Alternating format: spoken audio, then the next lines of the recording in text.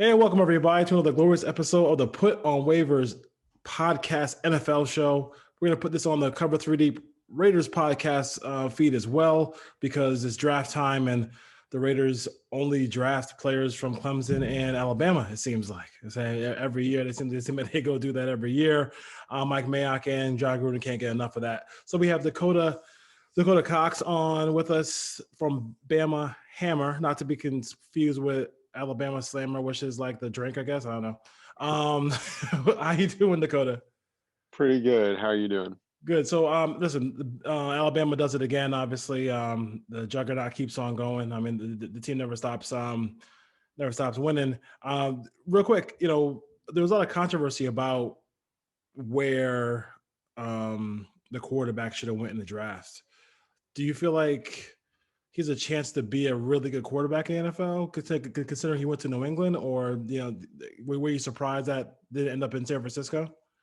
So I was surprised he didn't end up in San Francisco, not because I thought he was the third best quarterback, but that's just where all the intel was leading. Yeah. And I think that he believed personally that he was going to end up in San Francisco. Something changed that thought process at the last minute, and he ended up in a really good situation. As soon as San Francisco called Trey Lance's name, I think every Alabama fan was looking down the board thinking, okay, where is he going to fall? Is he going to be in a good spot?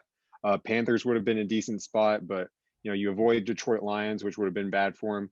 The Bears trading up and taking Fields instead of him, that would have been a bad situation. Washington could have been bad. So outside of San Francisco, he probably found the best landing spot and the best place for him to succeed moving on in the NFL.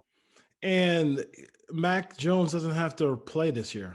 I think it's a thing that some people aren't talking about is the fact that he doesn't have to play this year. Like unless Cam Newton really plays horribly, he can just kind of take a sabbatical this year. As far as that goes.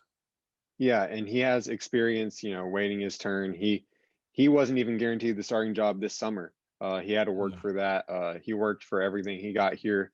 He's also very close with Damian Harris, the New England running back. I believe Damian Harris was a junior when Mac Jones came in. They were like best friends. You can go check out their tweets about each other. They used to joke that Damian Harris was Mac Jones's dad. So they were just like really close teammates and friends, and now they're back on the same team. So he's going to be in a very comfortable situation. No pressure. If he went to San Francisco, every step he took, he'd be compared to the other quarterbacks in the class. Now that he's QB5, he can just kind of work his way up and be a developmental prospect. And, when he's ready, he's going to do what he did in Alabama and, surprise a lot of fans. And I do think we can, I know the media is going to be, just because I don't care what the pictures look like, the pre-draft pictures of him and Brady, just relax. Like let's see what happens. Let's see what happens. The Patriots did something they never do. Was spend a gazillion dollars on free agency this year because I think Mr. Brady kind of forced Belichick's hand. Belichick wants to win now, no question about it. The Raiders have an interesting backfield now. In free agency, they already had Josh Jacobs, who they drafted, who has been one of the favorites for Raider Nation. And then they add Kenyon Drake as well. Can you talk about the backfield of Drake and Jacobs, and Jacobs wasn't a part of a duo when he was at Bama, so maybe this will help him finish seasons. Yeah, so he never was a starter for Alabama. He worked in. He had some injuries at Alabama. Then his blossoming year, Najee Harris was a freshman, so he was working when Najee actually might have been a sophomore. Damian Harris was in the same backfield. Damian was the starter. So he was never the bell cow guy, which means there's tread on the tires, but he also has to play that. In terms of the person specifically, I'm really surprised they signed Kenyon Drake, because I think the things that Josh Jacobs could develop in is what Kenyon Drake already does. I mean, Josh Jacobs is a really underrated receiving back, a third down back, and that's really where Kenyon thrives. He's a good receiver. He's more speed, so I'm assuming they're going to let Josh Jacobs wear down the defense, and then Kenyon Drake use speed, which is what Alabama did when Drake was on the field. Obviously, that was Derrick Henry, which is a little bit more aggressive than Josh Jacobs might be, but a little thunder and lightning duo. And I think they paid a little bit more than you would have expected for a running back who's not going to be the bell cow. But if it brings that offense to the next level against plenty of great offenses in the AFC West, then more power to you.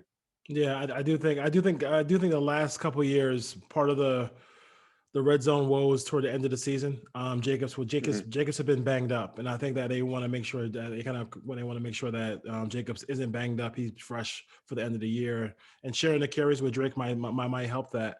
Um, the first worst wide receiver taken last year was Henry Ruggs.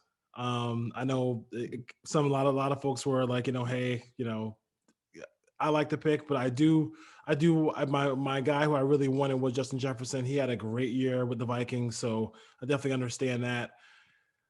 Can you tell us about Henry Ruggs and that this is not he is people look at him as just a speed guy.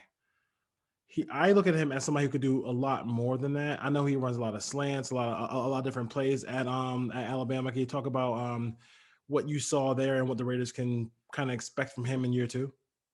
In terms of on the field, he was an outside threat, and you got to remember that was when Devontae Smith, Jerry Judy, Yes. Jalen Waddle was on the roster, Which is and then crazy to think Ruggs. they're all on one team. I mean, his freshman year, Calvin Ridley was the guy. So Yes. they've just had talent on talent. So even so, he stepped out, and he was really big in the RPO game. Uh, he would make those big plays down the field, but usually it would be a 10-yard pass that turns into a 50-yard play. He wasn't really the open the top and throw it deep. He could get open that way, and if you have a scheme that works that way, he can do it. But that's not really what he did. He would take the slants, the screens, and take them to the house. He also has some of the best hands. I thought he had the best hands in last year's class. He had some really contested catches where he just had to contort his body in the end zone.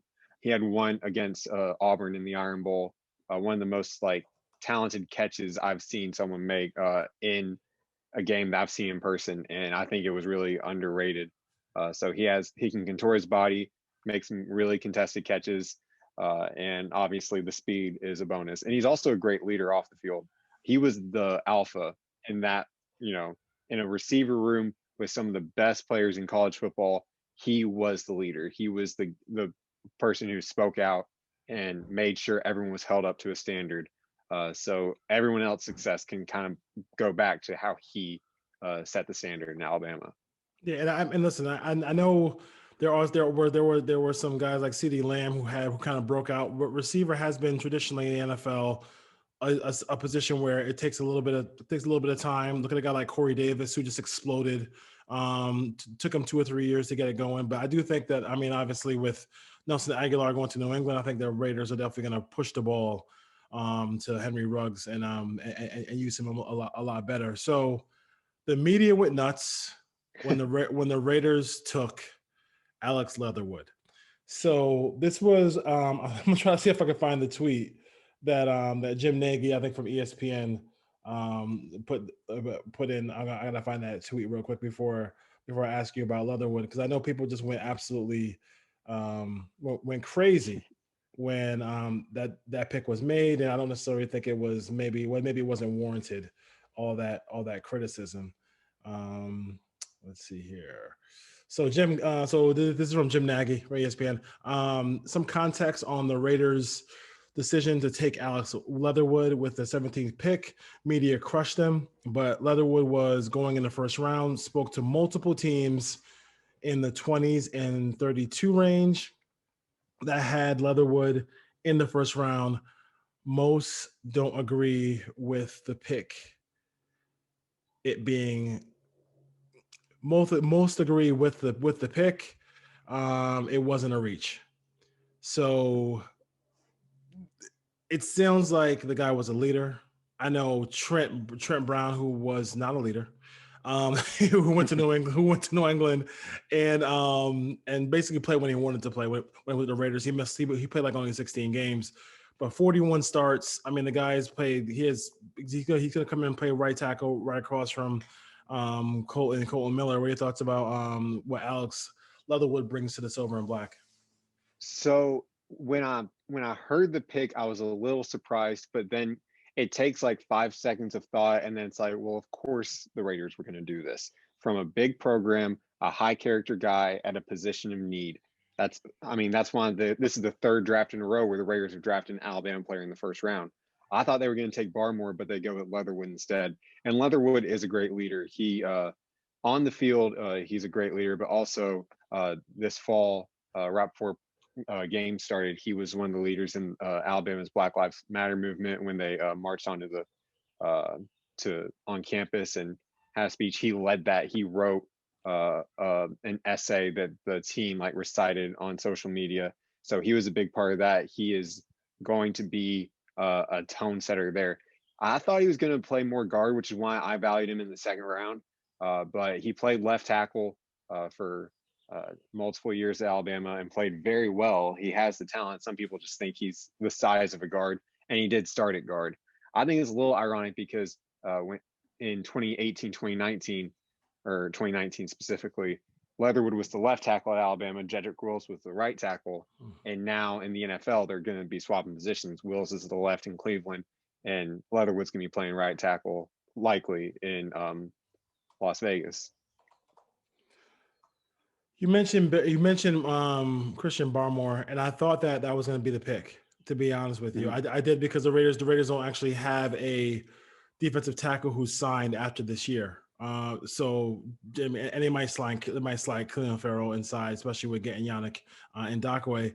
What were your thoughts about him going? I mean, I think he went to a good spot in New England, but people label him as, hey, he turns it on when he wants to. He got hot at the end of the year because maybe draft scouts were like kind of worried about what he was about. What are your thoughts about Christian Barmore? I think that is the end result of why he slid a little bit. Honestly, the only reason why I thought he might go in the first round was he's the only defensive tackle in that class with the upside of being a pass rusher in a class that was just terrible at defensive tackle. So if you're not going to get him, I totally understand trying to find something else and not reaching for one of the other players in this class. Yeah. And I mean, no one knows more about Alabama players in the NFL than the Patriots. So if they were willing to take him in the second round, obviously Nick Saban's not going to lie to Bill Belichick about what a player does in practice. Yeah. So they at least think that he's going to contribute and that he's going to be coachable. So it might have just been a smokescreen by Bill Belichick in the first place to get him to fall to that second round. But if they draft him, they haven't had many misses with Alabama players because they have more intel than anyone I can imagine. Yeah, I can imagine those two have shared a couple conversations, Saban and Belichick over the years. Your overall thoughts about the draft? Any players you love? Just overall, SEC or wherever. Where you think? Do you think, oh my God, that's a perfect fit for that guy? I really like the Jalen Waddle pick in Miami. I might be biased because I'm an Alabama fan and a Dolphins fan, but they really need speed beyond this year because Will Fuller's only signed for 1 year. You don't know with his health and money being different next year if you're going to be able to retain him. So you need speed. You also need a slot guy, and you need someone to make Tua comfortable. And I think Jalen Waddle fits all those needs. They would have been fine with Devontae Smith, and I love Devontae Smith as a player and as a person, but I think scheme-wise that's going to be a perfect fit, and I think he's gonna have one of the best rookie years out of the receiving class. I think he's going to be better than Jamar Chase starting out. If you call Kyle Pitts a receiver, I think he's going to have a better year than Kyle Pitts, and unless someone just finds the perfect spot where there's an injury and they have to be the guy, I think Waddle's going to thrive. Okay, cool. Going back a little bit, the perfect spot for Julio Jones is because they're trying to trade him. Oh gosh, I say trade him to the Packers and piece everything up with Aaron Rodgers. Adams on one side, Jones on the other side. Hey, come back home. Or you could just trade Matt Ryan and Julio to Green Bay and for Aaron Rodgers. Green Bay would make sense if they are trying to piece it together. New England, just because New England always seems to find value in players, and they got a cap room too. So yeah, they do have the cap room. That's gonna be the toughest part. Ravens might be just desperate to find someone, even though I know they've signed some players and they've made some moves, but Julio Jones would just be a game changer in the middle of the field for them. So they might be looking, and they love Alabama players as much as almost anyone. But that's going to be a really interesting thing because a lot of Alabama fans are Atlanta fans because of Julio Jones. He was part of that first group, and he's one of the most successful NFL players in Alabama football history. So it's going to be really interesting. I think a lot of college fans are going to be changing their allegiances in a few weeks. Yeah, it's going to be interesting to see what happens with where Julio Jones goes, and like the Bama's everywhere. Their players are everywhere, no question about it. Dakota, thank you for joining us here on the Put on Waivers podcast and the Cover 3D Raiders podcast. Can you tell everybody where they can find you? Yeah, of course. So I am a co-editor for BamaHammer.com. We cover all Alabama sports year round. So we're wrapping up on the draft right now, and we're about to pivot, looking forward to the new year. But we also cover Alabama basketball, if that's what your fans might be into. I have my podcast, Crimson Tide Unrestricted. Me and my former roommate, Oakley, we're talking all things Alabama sports there as well. And you can get that wherever you get your podcast. Yeah, they are. That program is a monster. No question about it. As an SC fan, I'm envious. No question about it. All right, Dakota. Thank you for joining us here, man. Thanks for having me.